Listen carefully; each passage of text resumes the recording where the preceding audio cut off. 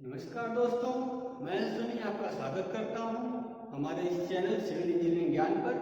आज के इस वीडियो में हम बात करेंगे डिजाइनिंग ऑफ बीम की कि सिंगली रेनफोर्स्ड बीम की डिजाइन हम एलएसएम मेथड से कैसे करते हैं।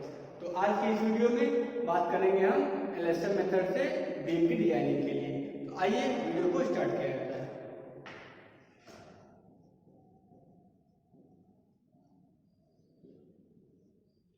तो आज के इस वीडियो में, आज के सेशन में हम बात करेंगे एलएसएम मेथड से किसी भी बीम की डिजाइन करने के लिए। आइए स्टार्ट करते हैं। सबसे पहला स्टेप जो होता है हमारा बीम डिजाइन करने के लिए, जो क्वेश्चन दिया है, अगर कह रहा है कि कोई हमारा बीम है जिसमें हमें डिजाइन करनी है उस सेक्शन की, सबसे पहला जो पार्ट आता है, हम जो हमेशा की तरह करते आए हैं, हमेशा की तरह सबसे पहला पॉइंट कर देंगे गिवन डेटा कि उस क्वेश्चन में, उस डिजाइनिंग वाले क्वेश्चन में क्या क्या दिया है उसको हम लिख लेंगे। ठीक, नेक्स्ट स्टेप क्या करता है, नेक्स्ट स्टेप की बात करें हम तो दूसरे स्टेप में क्या होता है, अगर हमारे उस बीम के डायमेंशन न दिया हो, क्या दी हुई बीम की साइज, बीम की साइज अगर नहीं दिया हो तो हम उसके लिए क्या करते हैं, अगर बीम की साइज नहीं दी हो तो हम अज्यूम कर लेते हैं,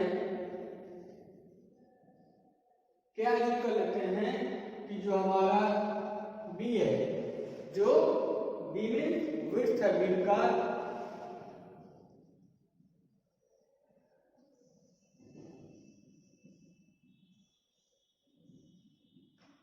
वह कितना हो जाएगा, स्पान बाई 10 से स्पान बाई 20। स्पान क्या है,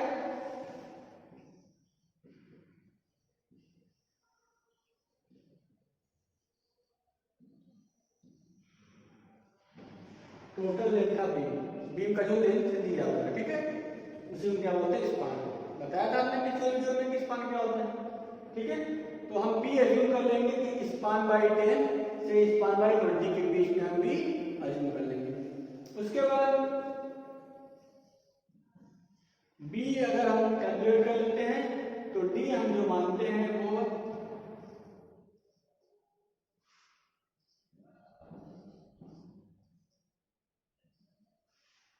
ठीक, तो जो डी मानते हैं वह क्या मानते हैं, 1.5 to 2 times of B, means B का 1.5 गुना या 2 गुना क्या होता है, उसका डेप्थ होता है।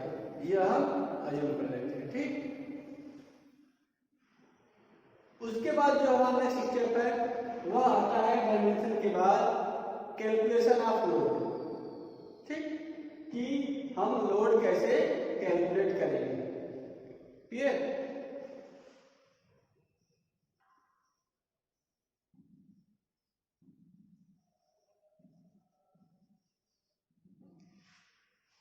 कौन सा स्टेप है, कैलकुलेशन ऑफ लोड, कि उस बीम पर कौन कौन सा लोड आ रहा है। ठीक, तो अगर क्वेश्चन में दिया हुआ है तो हम उसको लिख लेंगे, अगर नहीं दिया हुआ है तो हम जानते हैं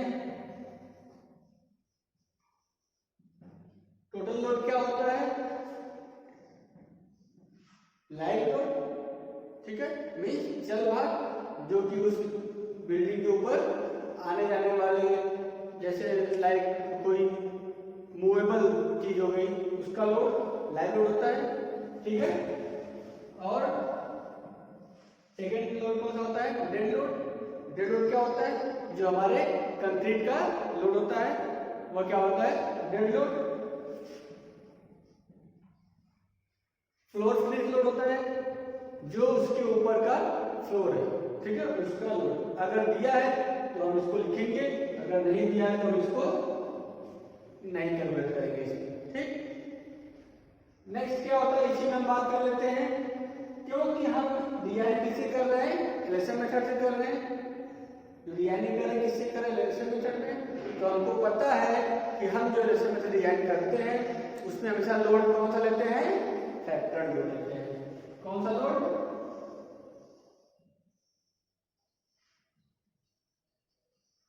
फैक्टर लोड लेते हैं। फैक्टर लोड क्या होता है, फैक्टर्ड लोड के लिए हम क्या करते हैं, जो टोटल लोड होता है उसमें हम 1.5 से मल्टीप्लाई कर देते हैं तो हमारा फैक्टर्ड लोड आ जाता है।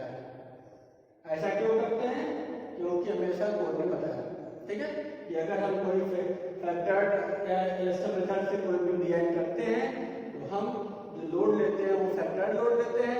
फैक्टर्ड लोड के लिए 1.5 से मल्टीप्लाई कर देते हैं किसमें, टोटल लोड में।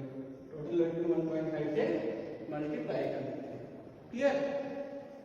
उसके बाद नेक्स्ट जो स्टेप है उसकी बात कर रहे हैं, तो नेक्स्ट स्टेप में हम कैलकुलेट करेंगे मोमेंट के बारे में। ठीक, कौन सा मोमेंट, रेजिस्टिव मोमेंट, ठीक, जिसको हम क्या कहते हैं,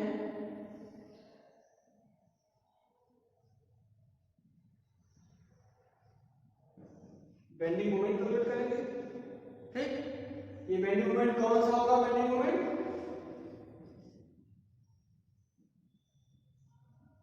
फैक्टर्ड बेंडिंग मोमेंट लेंगे। फैक्टर्ड क्यों ले रहे हैं, क्योंकि बात किसकी हो रही है, एलएसएम मेथड की। क्लियर। तो फैक्टर्ड बेंडिंग मोमेंट लेने के लिए क्या करते हैं, हमेशा की तरह हम जो मोमेंट होता है उसका फॉर्मूला क्या होता है, अगर हमारा बीम कौन सा है, सिंपली सपोर्टेड बीम है, अगर दिया हुआ है तो हम मोमेंट का फॉर्मूला क्या लेते हैं, W L स्क्वायर बाई 8। ठीक, by this formula we calculate the bending moment of that section. Clear. तो इस तरह से क्या करते हैं, बेंडिंग मोमेंट कैलकुलेट करते हैं। इसी के जो स्टेप पे बात कर लेते हैं, बेंडिंग मोमेंट के साथ साथ हम शियर फोर्स भी कैलकुलेट कर लेते हैं। ठीक, शियर फोर्स क्यों कैलकुलेट करते हैं कि ये जो बाद में चेक करने में काम आएगा शियर। ठीक है, इससे यहीं पर हम क्या करते हैं, इसी स्टेप में शियर फोर्स भी निकाल लेते हैं। शियर फोर्स डिवाइड करते हैं बी से, बीयू से अगर डिवाइड करते हैं शियर फोर्स को, तो सिंपली सपोर्टेड बीम के केस में शियर फोर्स का फॉर्मूला हमें पता है, क्या होता है, WL बाई 2।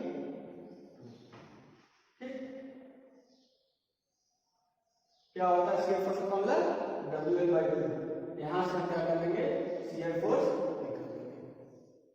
ठीक,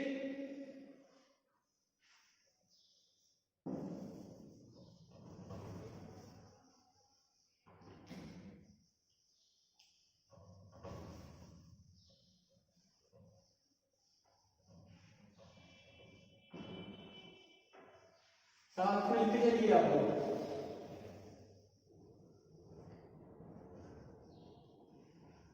साथ में कैलकुलेट करते चलिए।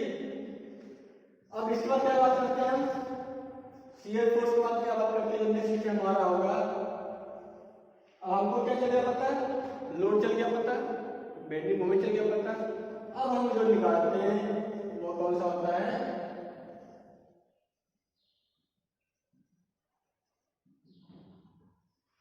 रेनफोर्समेंट।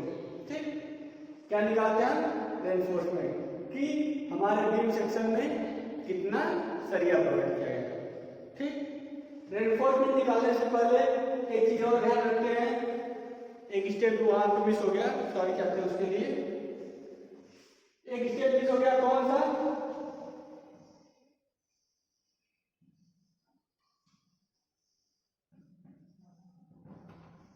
Check for depth.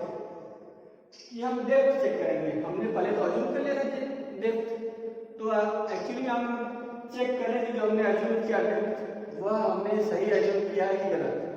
ठीक है, उसके लिए क्या करते हैं हम, डेप्थ चेक करने के लिए क्या करते हैं, जो हमारा बेंडिंग मोमेंट निकल कर आया है वह हम लिमिटिंग मोमेंट से बराबर कर देते हैं। ठीक, तो इन दोनों के बराबर करेंगे तो यहां से हमें डी की वैल्यू पता करेंगे। कैसे नहीं पता, मान लीजिए सपोज किए, अज्यूम कर लिए हम, मान लीजिए कि जो हमारा सेक्शन दिया डिजाइन करने के लिए उसमें M20 M20 ग्रेड कंक्रीट का और Fe415 ग्रेड स्टील का यूज कर रहे हैं डिजाइन करने के, ठीक है। क्वेश्चन में दिया हुआ है ग्रेड, ठीक है। सपोज कि आपने क्वेश्चन में क्या दिया है, M20 ग्रेड दिया कंक्रीट का और Fe415 दिया स्टील का, तो जो Mu लिमिटिंग की वैल्यू हो जाएगी, इस केस में Mu लिमिटिंग जो वैल्यू हो जाएगी वो क्या हो जाएगी हमारे 0.138 FCK into BD स्क्वायर, ठीक है। हमें पढ़ चुके हैं कि अलग अलग ग्रेड के लिए Mu लिमिटिंग वैल्यू अलग अलग होती है, ठीक है। तो हम अभी इस केस की बात कर रहे हैं कि अगर हमारे M20 और Fe415 दिया है तो क्या होगा, ठीक है। Mu लिमिटिंग वैल्यू ये हो जाएगी। अब क्या करते हैं, यहाँ पर वैल्यू पुट कर देते हैं उसकी, तो यहाँ पर क्या हो जाएगा, Mu इक्वल टू हो जाएगा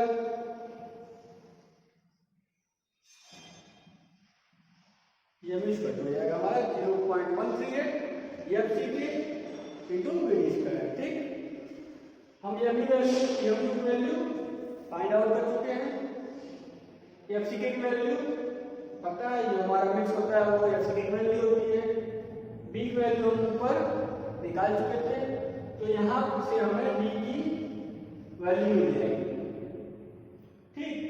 तो जो यहाँ से D की वैल्यू मिलेगी उसको हम क्या बोलते हैं, D कैलकुलेट, ठीक। D कैलकुलेट में जो हमने D की वैल्यू कैलकुलेट की है, ठीक। अगर ये D कैलकुलेट की वैल्यू क्या होगा,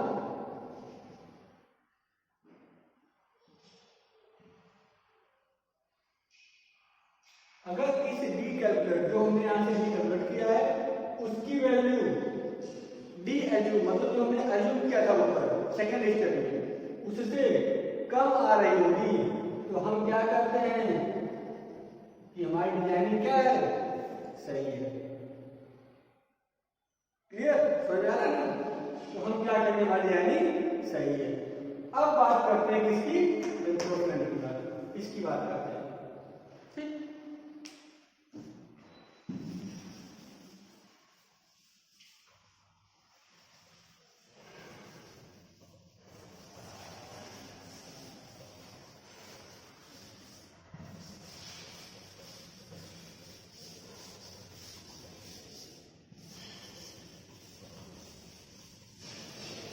बात करते हैं कि हम रिइंफोर्समेंट की बात करेंगे, ठीक है।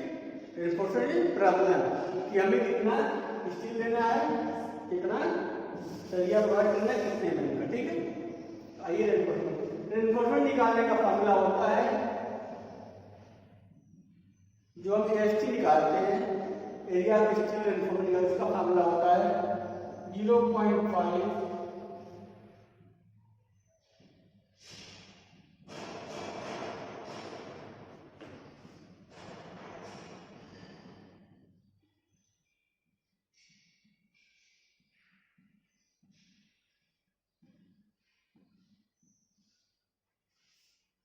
जो एरिया निकालने का फॉर्मूला था वो क्या होता है 0.5 FCK अपॉन Fy ब्रैकेट में 1 minus under root 1 minus 4.6 Mu कौन सा है, जो हमने फैक्टर्ड बेंडिंग मोमेंट निकालना है वो Mu वैल्यू हो जाएगी FCK BD square into BD, ठीक। तो यहाँ से हम कैलकुलेट कर लेंगे ST, यहाँ से हम निकालेंगे ST कितना हमें कितना स्टील प्रोवाइड करनी है उस बीम सेक्शन में, क्लियर। अब हमेशा की तरह क्या करते हैं, हमने ये तो निकाल लिया कि एसटी कितनी प्रोवाइड करनी है, ठीक। बट अब क्या करेंगे, हम इसको चेक भी तो करेंगे कि जो हमने एसटी प्रोवाइड किया है, जो हमने एरिया निकाल के प्रोवाइड किया है वह सही है कि गलत, ठीक। तो नेक्स्ट स्टेप में क्या करते हैं, हम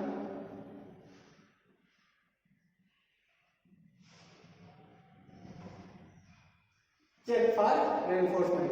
रिइंफोर्समेंट में चेक करते हैं कि जो हमने रिइंफोर्समेंट दिया है वह सही है कि नहीं है, ठीक। इसके लिए जो हमारी वैल्यू होती है, मिनिमम वैल्यू होती है, वो कितनी होती है,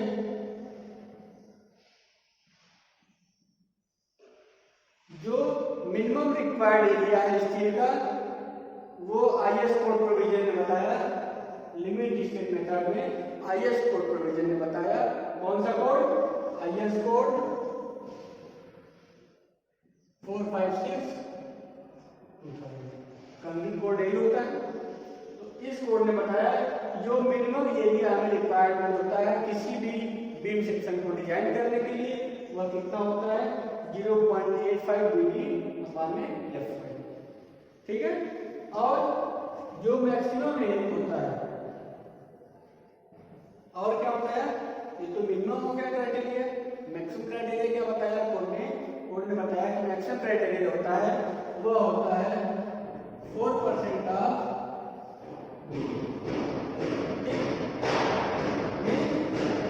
जो हमने एरिया प्रोवाइड किया है वह इससे ज्यादा नहीं होना चाहिए और इससे कम भी नहीं होना चाहिए। इन दोनों के बीच में होना चाहिए हमारा जो हमने एरिया प्रोवाइड किया है।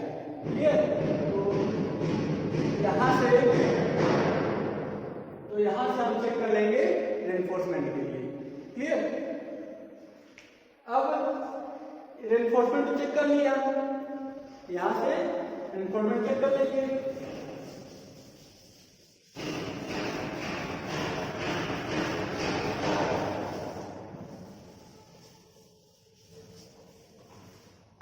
रेनफोर्समेंट की बात करते हैं इसकी।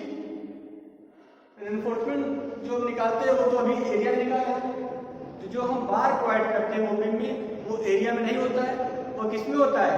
नंबर्स में होता है, और कुछ उसकी साइज होती है अलग अलग। ठीक? तो एरिया निकालने के बाद हम अपनी तरफ से अज्यूम कर लेंगे कि हमने कुछ अप्रॉक्सीमेट जो है वैल्यू होता है। जैसे मान लीजिए अगर हमारा एरिया आ रहा है लगभग 1500 के आसपास आ रहा है, ठीक है, तो हम मान के चलते हैं 18 में जाएगा या 15 में जाएगा इसका लिमिट। अगर हमारा 2000 से ऊपर आ रहा है, ठीक, तो हम क्या मान लेते हैं 22 में, 25 में। इस तरह से हम मैचिंग कर लेते हैं अपने मन से फिजिबिलिटी के लिए। ठीक है, जो भी हमें आसान लगे। क्लियर? तो हम क्या करते हैं यहाँ पर अज्यूम कर लेते हैं कि हम इतने mm का डाया यूज करें। ठीक, तो हमने अज्यूम किया कर लेते कुछ भी कि x mm फाई का बाद जो हम क्या किए यूज किए हैं जो भी एरिया। तो यहाँ से क्या करते हैं इसके बाद नंबर ऑफ बार्स निकालते हैं। ठीक है, कि कितने बार हम यूज करेंगे, कितने नंबर ऑफ बार्स हम उस बीम में यूज करेंगे। ठीक है, तो अगर नंबर ऑफ बार्स की बात करें तो क्या होता है? टोटल एरिया, कौन सा एरिया? टोटल एरिया जो हमने अभी एएसटी कैलकुलेट किया था, उसको डिवाइड कर देंगे एक बार के एरिया से। ठीक है, इससे एरिया ऑफ 1 बार से डिवाइड कर देंगे। ठीक, इतना आएगा वो क्या होगा हमारा नंबर ऑफ बार्स होगा। ठीक, उतने नंबर ऑफ बार्स हम यूज करेंगे रेनफोर्समेंट। क्लियर? अब हमने क्या किया? कैलकुलेट कर लिया कितने बार यूज करेंगे हम, कितने नंबर यूज करेंगे। जो नेक्स्ट बात आती है वो किसकी आती है? स्टीरअप या जिसको हम बोलते हैं टाई बार या स्टीरअप। कैसा होता है?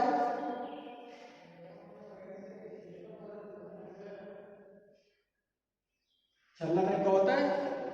आप लोगों ने देखा होगा जब घर में बनता हुआ गाँव में या कहीं भी देखा होगा, जब कोई बिल्डिंग बने जो बीम बनता है वो उसमें कुछ इस तरह का छल्ला लगता है उसको बांधने के लिए। अगर हम बात करें ये कोई हमारा रॉड है, ठीक है, इस तरह से हमें देखने को मिलता है। अगर फ्रंट व्यू की बात करें, कोई अगर बीम हमारा है बनाया गया है, रेनफोर्समेंट किया गया है, तो इस तरह से ये दिखता है। वो क्या होता है?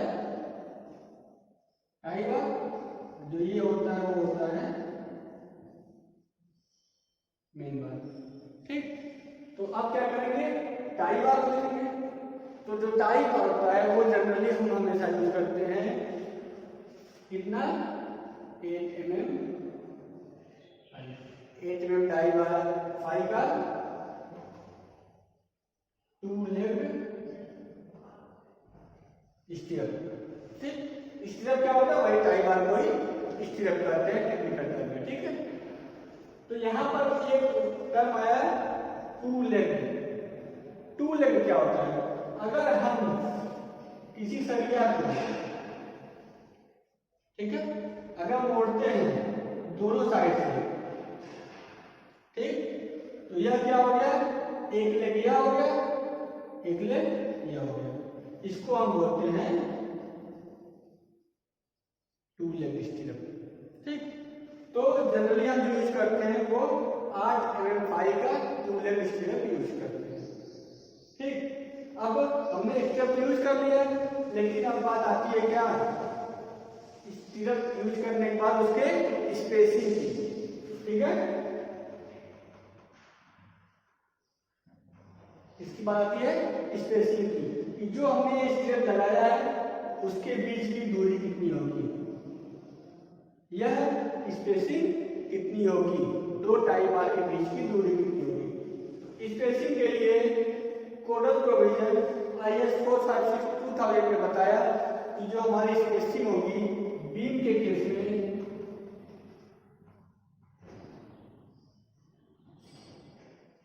वो होगी 0.75 डी क्या है, depth of the beam.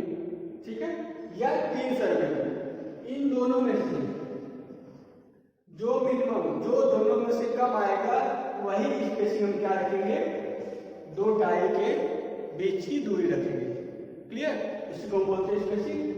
Spacing कितनी रखेंगे, 0.75 डी या 3 सर्वे। जो दोनों में से कम होगा वही क्या रखेंगे, हम दो टाई के बीच की दूरी रखेंगे। क्लियर, इतना समझ आ गया। उसके बाद अगर हमें ये पता करना है कि कितने टाइज लगेंगे, इस बीम को डिजाइन करने में कितने टाई लगेंगे, तो हम क्या करेंगे,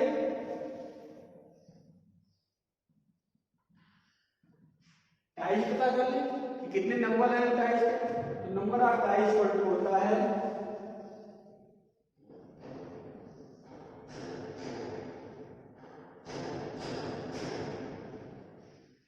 लेंथ अपॉन स्पेसिंग। जो टोटल लेंथ है बीम का वो डिवाइड बाय स्पेसिंग, दो छल्लों के बीच की दूरी प्लस यहां तक कैलकुलेट कर लेंगे क्या, नंबर ऑफ टाइज, कि कितने टाई हमको यूज करना है। क्लियर, तो यह पूरा स्टेप था डिजाइन करने का कि हम एलास्टर मेथड से सिंगली एनफोर्स बीम सेक्शन की डिजाइन कैसे करेंगे, कौन कौन से स्टेप यूज होते हैं, स्टेप बाय स्टेप प्रोसीजर हमने पूरा बता दिया।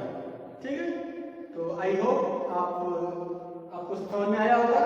ठीक है, अगर समझ में आया तो फिर से इस वीडियो को दोबारा देखें, और फिर भी अगर समझ नहीं आता है तो कृपया आप कमेंट बॉक्स में जरूर बताएं कि आपको किस स्टेप पे समझ में आया, ताकि हम उस पर आगे वर्क कर सकें। और खास बात, आप लोग चैनल को सब्सक्राइब नहीं कर रहे हैं तो कृपया हमारे चैनल को सब्सक्राइब करिए। जब सब्सक्राइब करते हैं तो हमें मोटिवेशन मिलता है, हम मोटिवेट होते हैं और अच्छे से अच्छा वीडियो लाने की कोशिश करते हैं। तो प्लीज़ आप हमारे चैनल को सब्सक्राइब करें और लाइक करें और दोस्तों के साथ शेयर करें, ताकि दूसरे लोग भी आसानी से पढ़ सकें और इस तरह आगे बढ़ाइए। ठीक है, धन्यवाद।